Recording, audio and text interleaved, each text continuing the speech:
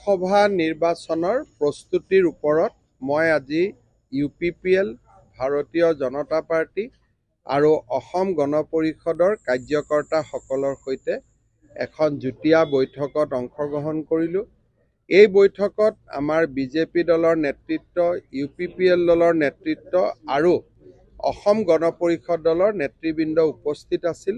আমি জয়ন্ত বসুমতাৰী, আমাৰ যৌথ প্ৰাৰ্থী জয়ন্ত বসুমতাৰীক আমি 2 লাখৰ পৰা 3 লাখ ভোটৰ ব্যৱধানত জিকাবৰ বাবে সংকল্প লৈছোঁ আৰু সকলোৱে এটা পৰিয়ালৰ দৰে তিনিওটা দলে লগ হৈ আমি নিৰ্বাচন খেলিম আৰু খুব ভাল ফলাফল এটা আমি ইয়াত দেখুৱাম। সেই সংকল্প আজি আমি সকলোৱে লৈছোঁ।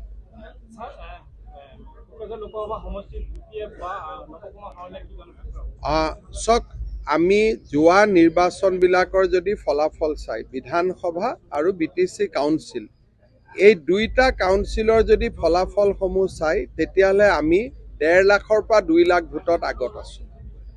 এতিয়া আমি 1 লাখ ভোট এইবাৰ বঢ়াব খুজিছোঁ।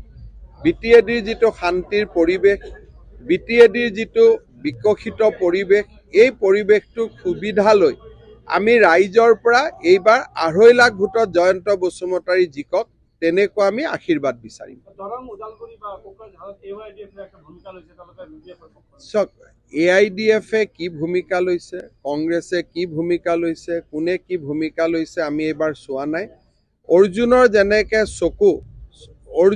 যেনেকৈ চকু চৰাইৰ চকুত আছিল, তেনেকে আমাৰ চকু এইবাৰ মোদী ডাঙৰীয়া, যে মোদীক আমি জিকাব লাগে। বাকী আৰু কোন দলে কি কৰিছে এইবিলাকত আমি বৰ বেছি সোমাব খোজা নাই। যি কৰে কৰি থাকক। যোৱা কালি এটা দুৰ্ভাগ্যজনক ঘটনা এটা গুৱাহাটী IIT-ত দেখা গৈছে আৰু এজন নহয়, আমাৰ মনে হয় তাত আৰু এজন তেনেকুৱা ছাত্ৰ আছে। ইয়াৰ ওপৰত পুলিচে তদন্ত কৰিছে আৰু তদন্তত দেখা গৈছে যে ছাত্ৰকেইজন একেবাৰে দুজনকৈ, বিশেষকৈ এজনক আমি পাইছোঁ, এজনক পোৱা নাই, আমি হয়তো পাই যাম আজি।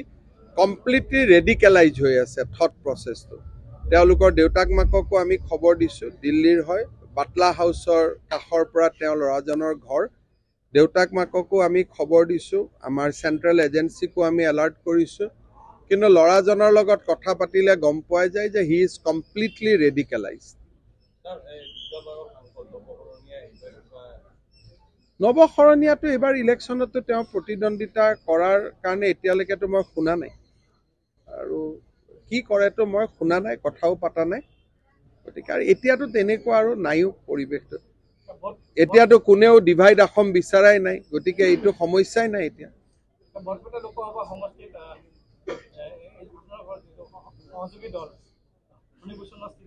মই এতিয়া ফণীদাৰ ঘৰতে গৈ আছোঁ। মোৰ টাৰ্গেট আছে বৰপেটা 3 লাখত জিকা। 13খন ট্ৰাই কৰি আছোঁ। 11খনতো জিকিমেই, 2খনো যদি জিকিব পাৰোঁ ভাল হয়। Target 13, 11 confirm. কংগ্ৰেছৰ ডাউট আছে, এইবাৰ চিট পাবও পাৰে নাপাবও পাৰে। পালে এখন পাব পাৰে, নাপালে নাপাব পাৰে। ধুবুৰীতে কংগ্ৰেছ UDF-ৰ প্ৰতিদ্বন্দ্বিতা। ধুবুৰীত আমি বহুত ভোট পাম, কাৰণ ধুবুৰী বিধানসভাৰ ইলেকশ্যন যেতিয়া আহিব তাত আমি 4টা চিট পাম। গতিকে আমি ভোটখিনি 4টা চিটত আমাৰ থাকিবই, আমি কেম্পেইনো কৰিম, চব কৰিম। কিন্তু হ'লেও ধুবুৰীত মই নাভাবোঁ যে আমি জিকাৰ পজিশ্যনত আছোঁ। সেইখন আসন কংগ্ৰেছেও পাব পাৰে, UDF-এও পাব পাৰে।